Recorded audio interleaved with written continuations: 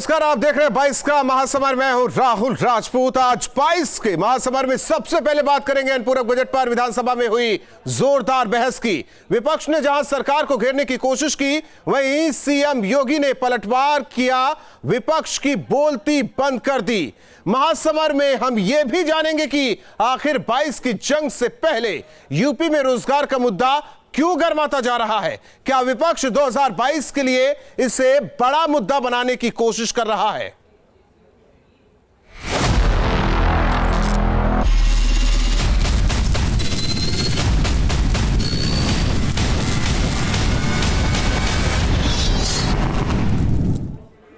तो यूपी विधानसभा चुनाव से पहले दिल्ली से लेकर राजधानी लखनऊ तक सियासी हलचल तेज हो चुकी है। दौरे, यात्राओं के साथ बैठकों का दौर जारी है।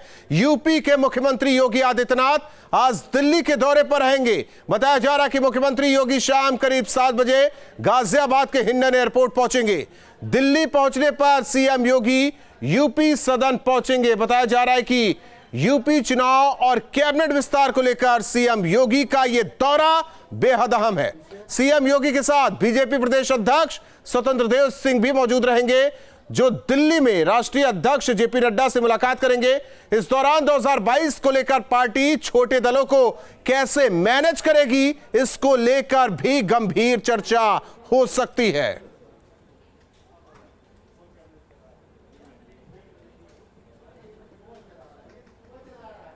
तो बीजेपी का मिशन 2022, आज सीएम दिल्ली में रहेंगे, जेपी नड्डा से मुलाकात करेंगे।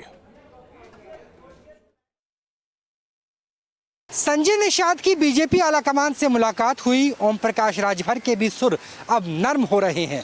ऐसा लगता है कि यूपी चुनाव से पहले एनडीए का कुनबा बड़ा हो जाएगा।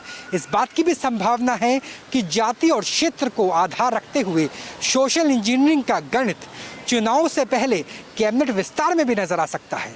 यही वजह है कि मुख्यमंत्री योगी आदित्यनाथ प्रदेश अध्यक्ष स्वतंत्र देव सिंह के साथ राजधानी दिल्ली में बीजेपी राष्ट्रीय अध्यक्ष जेपी नड्डा से मुलाकात करेंगे, ताकि आने वाले विधानसभा चुनाव से पहले बीजेपी संगठन, सरकार, मंत्रिमंडल और गठबंधन सभी के समीकरण को शतरंज की बिसात पर पूरी तरीके से सटीक बिछा सके। जर्नलिस्ट चंदन के साथ राहुल डबास, न्यूज स्टेट, दिल्ली। सहयोगी राहुल डबास हमारे साथ जुड़े हैं। राहुल, पिछले दिनों जब सीएम दिल्ली में थे तो माहौल दूसरा था। माहौल दूसरा या यूं कह कि जिस तरीके से मौसम में तपिश है, क्या एक बार फिर सियासी तपिश देखने को मिल सकती है? सब कुछ मैनेज करना है, छोटे दलों को किस तरीके से साथ लेकर चलना है, कैबिनेट विस्तार मोदी का उसमें देखा गया, बाकी जो दल है उनसे भी बातचीत, और क्या कुछ रहने वाला है जब सीएम दिल्ली पहुंचेंगे, जेपी नड्डा से मुलाकात होगी?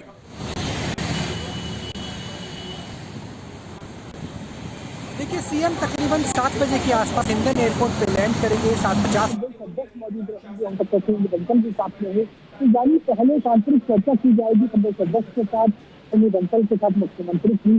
समय मांगा गया है जेपी नड्डा से मुलाकात का, लेकिन अभी तक समय तय नहीं हो पाया है। जेपी नड्डा फिलहाल राजधानी दिल्ली में मौजूद नहीं है। उम्मीद की जा रही है कि आज देर शाम तक, यानी 8 बजे के बाद 9 बजे, 9:30 बजे के आसपास जेपी नड्डा दिल्ली पहुंच सकते हैं और आज देर रात ही बैठक हो सकती है। बैठक जब किसी और मुख्यमंत्री आए थे, जैसे आपने खुद जिक्र किया, उस वक्त उम्मीद की जा रही थी कि पहले यूपी कैबिनेट का विस्तार होगा और उसके बाद केंद्रीय कैबिनेट। ठीक है राहुल, धन्यवाद इस जानकारी के लिए। हालांकि इस मीटिंग पर, सीएम के दौरे पर न्यूज स्टेट की पूरी नजर रहेगी। बढ़ते आगे, विधानसभा में आज अनुपूरक बजट पर चर्चा के दौरान विपक्ष ने योगी सरकार को घेरने की कोशिश की, लेकिन सीएम योगी भी पूरी तैयारी के साथ पहुंचे थे। उन्होंने चुन चुनकर हर सवाल का जवाब दिया।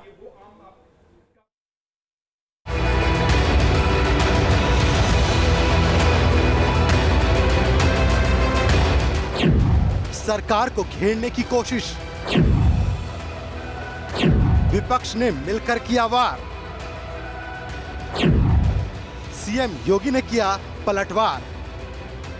विधानसभा में अनुपूरक बजट पर चर्चा के दौरान विपक्ष ने सरकार को घेरने की पूरी प्लानिंग बना रखी थी। नेता प्रतिपक्ष राम गोविंद चौधरी ने गंभीर आरोप लगाते हुए कहा कि ये केवल प्रचार और प्रसार वाली सरकार है। सरकार विकास कार्यों कराने का दम भरती है, किसमें? अखबार में, चैनल में, सोशल मीडिया पर और होर्डिंग लगा करके पूरे प्रदेश में 225 करोड़ से भी अधिक रुपया केवल झूठा प्रचार करने के लिए सरकार ने अब तक खर्च किया। कांग्रेस विधानमंडल दल की नेता आराधना मिश्रा ने अनुपूरक बजट के जरिए सरकार की नीति और नियत पर सवाल उठाए। यही समय था कि जब आप प्रावधान कर सकते थे जिसका आपने संकल्प किया था, पर उसका कोई भी जिक्र इस बजट में नहीं है। इससे साफ दिखाई देता है कि सरकार की न नीति है और न ही नियत है। विपक्ष के हमलों के बाद अब बारी थी सीएम योगी के जवाब की। सीएम योगी ने आते ही मजाकिया अंदाज में कहा कि वो चाहते हैं कि विपक्ष अभी जहां बैठा है वहीं बैठा रहे। विपक्ष को भी पता है कि 2022 में क्या परिणाम आने वाला है। मैं ईश्वर से यही प्रार्थना करूंगा कि आप सदैव वहां बैठे रहें और 2022 में भी आपको बैठने का अवसर मिले। मेरी कामना है, यद्यपि देखिए आपके खिलाफ भाजपा का प्रत्याशी लड़ेगा तो मुझे प्रचार में जाना है और परिणाम क्या होगा ये भी आप जानते हैं, लेकिन सदन में तो मैं कामना कर ही सकता हूं आपके लिए। सीएम योगी ने विपक्ष पर जोरदार हमला बोलते हुए कहा कि जो लोग भगवान राम, कृष्ण और शंकर का नाम लेने से डरते थे, आज राम नाम भज रहे हैं। 2017 के पहले लोग क्या कहते थे कि हम कंस की मूर्ति लगाएंगे, और जब हमने मानसिकता चेंज की, आज ब्रज तीर्थ विकास परिषद के माध्यम से ब्रज क्षेत्र का पूरा विकास हो रहा है। सभी स्थल तीर्थ घोषित हो चुके हैं। सभी लोगों को तो मौका मिला था, ये काम ये भी कर सकते थे, लेकिन नहीं। पहले राम, कृष्ण, शंकर ये सभी उनके लिए सांप्रदायिक दृष्टि थी। और आज जब लगता है कि अब ये बृहद समाज माफ नहीं करने वाला है, तो सब लोग अब दंडवत होकर के कहते हैं साहब हम भी राम के भक्त हैं, हम भी कृष्ण के भक्त हैं, हम भी शंकर के भक्त हैं। चेंज, ये विचारधारा की जीत, और मुझे लगता है हम जैसे लोगों के लिए सबसे बड़ी विजय है। सीएम योगी ने कहा कि पहले दुर्दांत अपराधियों को अपनी तरफ करने की होड़ लगी रहती थी, लेकिन अब उन्हें पता है कि माफिया के पीछे पीछे बुलडोजर भी आ रहा है। एक होड़ लगी थी उस दुर्दांत माफिया को अपने पक्ष में करने के लिए, अभी भी लगेगी। चुनाव आ रहे हैं, लेकिन सिनेरियो बदला है। अब माफियाओं को जो भी अपने साथ लेके जाएगा उसको मालूम है कि उसके बाद फिर पीछे पीछे बुलडोजर भी घूमता हुआ जाएगा। 2022 के चुनाव से पहले शायद ये विधानसभा का आखिरी सत्र हो। ऐसे में विपक्ष की कोशिश थी कि सरकार को कोरोना से लेकर रोजगार के मुद्दे पर घेरा जाए, लेकिन सीएम योगी भी पूरी तरह से तैयार थे। एक तरफ उन्होंने विपक्ष के हर सवाल का आंकड़ों के साथ जवाब दिया, वहीं अयोध्या और मथुरा के जरिए विपक्ष पर पलटवार भी किया। Team news state. यूपी की सियासत में इन दिनों नौकरी को लेकर सियासत गर्म है। कांग्रेस की महासचिव प्रियंका गांधी ने ट्वीट कर योगी सरकार पर नौकरी के आंकड़ों को लेकर सवाल उठाया था। सीएम योगी ने आज सदन के अंदर रोजगार से जुड़े हर सवाल का आंकड़ों के साथ जवाब दिया।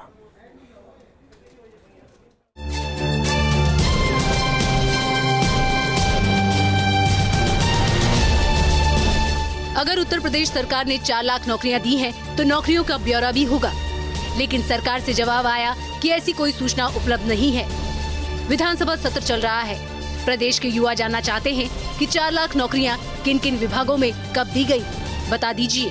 रोजगार को लेकर प्रियंका गांधी के इस ट्वीट पर सियासत शुरू हो गई है। कांग्रेस विधानमंडल दल की नेता आराधना मिश्रा ने भी अनुपूरक बजट पर चर्चा के दौरान सरकार के रोजगार के आंकड़ों पर जमकर सवाल उठाए। युवाओं को रोजगार देने की बात सरकार ने की थी, रोजगार तो नहीं दे पाई, पर रोजगार जो था भी उसको वो छिन गया।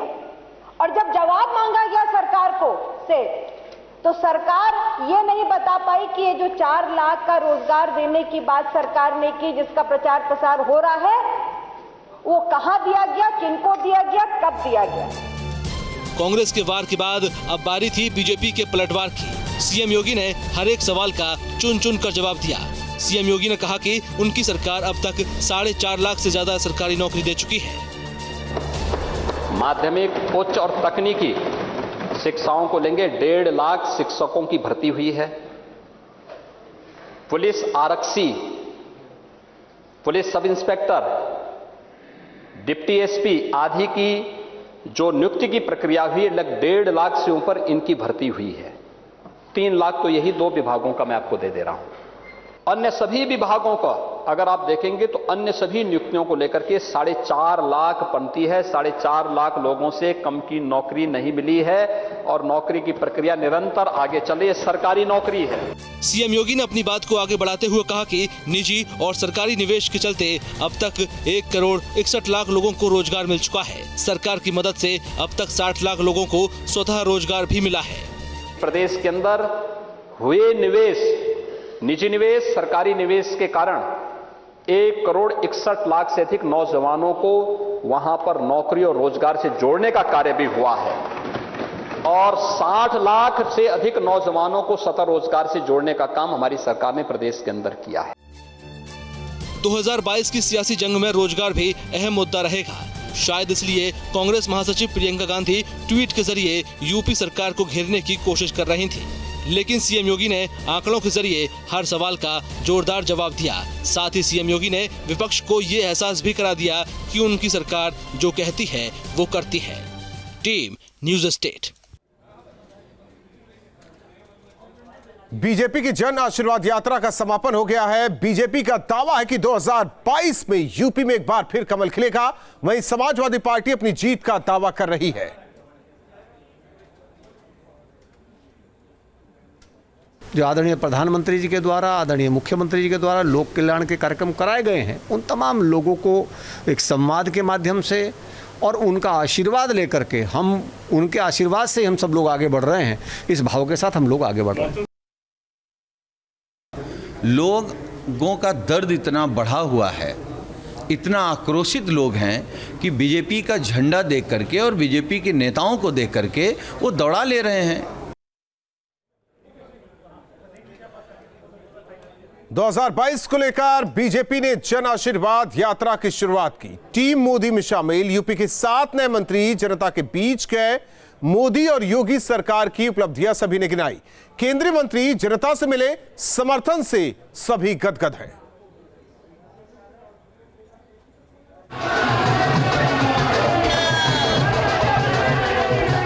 तो 2022 को लेकर बीजेपी जोर शोर से तैयारी में जुटी है। 16 अगस्त से शुरू हुई बीजेपी की जन आशीर्वाद यात्रा को जोरदार समर्थन मिला। केंद्रीय सहकारिता मंत्री बीएल वर्मा का कहना है कि यात्रा में जिस तरह से सैलाब उमड़ा है, उससे ये तय है कि 2022 में भी बीजेपी की सरकार बनना तय है। और इस जन आशीर्वाद यात्रा में जिस तरह से जन सैलाब बढ़ रहा है, इस यात्रा को आशीर्वाद देने के लिए, ये आशीर्वाद केवल यात्रा को नहीं है, ये आशीर्वाद माननीय प्रधानमंत्री मोदी के लिए है और ये आशीर्वाद 2022 के लिए। 2022 में फिर से प्रचंड बहुमत के साथ सरकार बनेगी। महाराजगंज से सांसद और केंद्रीय वित्त राज्य मंत्री पंकज चौधरी भी जनता से मिल रहे समर्थन से गदगद हैं। उन्होंने कहा कि 2022 में जनता ने बीजेपी को आशीर्वाद देने का मन बना लिया है। विपक्ष तो कहीं दिख ही नहीं रहा है, विपक्ष केवल ट्विटर पर ही नजर आता है।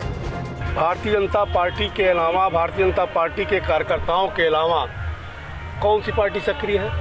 केवल ट्विटर और फेसबुक से राजनीति होगा। भारतीय जनता पार्टी चुनाव जीतने के, विधानसभा लोकसभा जीतने के बाद उसके 15-20 दिन के बाद से ही जनता की सेवा में लग जाती है। यहाँ तक कि कोरोना जैसे पेंडेमिक में, महामारी में भी भारतीय जनता पार्टी का कार्यकर्ता एक भी दिन घर में नहीं बैठा रहा, जनता की सेवा करता रहा। जन आशीर्वाद यात्रा के दौरान समर्थकों और जनता के समर्थन से केंद्रीय मंत्री एसपी सिंह बघेल भी बेहद खुश हैं। उन्होंने 400 सीटें जीतने के अखिलेश यादव के बयान पर तंज कसा। कहा, धरती पुत्र के पुत्र अब ट्विटर पर ही दिखते हैं। अखिलेश यादव का बयान है 22 में 22 किलो और 400 सीट लेके 400 सीट लाएंगे और 403 होती है, जहाँ तक मेरे को ज्ञान है। धरती पुत्र का बेटा ट्विटर पुत्र हो गया है, उनके बस का नहीं। बीजेपी ने जन आशीर्वाद यात्रा के जरिए टीम मोदी में शामिल 7 नए मंत्रियों को जनता के बीच उनका आशीर्वाद लेने के लिए भेजा था। बीजेपी के केंद्रीय मंत्रियों का दावा है कि जनता का उन्हें भारी समर्थन मिल रहा है और 22 के महासमर में जीत तय है। इस यात्रा के माध्यम से भाजपा के तमाम मंत्रियों ने पूरे प्रदेश में तकरीबन 3000 किलोमीटर से ज्यादा की दूरी तय की है। वैसे भाजपा की कोशिश यही थी कि जन आशीर्वाद यात्रा के माध्यम से जहां एक तरफ योगी और मोदी सरकार की उपलब्धियों को लोगों के बीच में पहुंचाया जाए, तो वहीं चुनाव से पहले भाजपा के पक्ष में माहौल भी बनाने की पूरी कोशिश की गई। वीडियो जर्नलिस्ट विखान के साथ अविनाश सिंह, न्यूज स्टेट लखनऊ।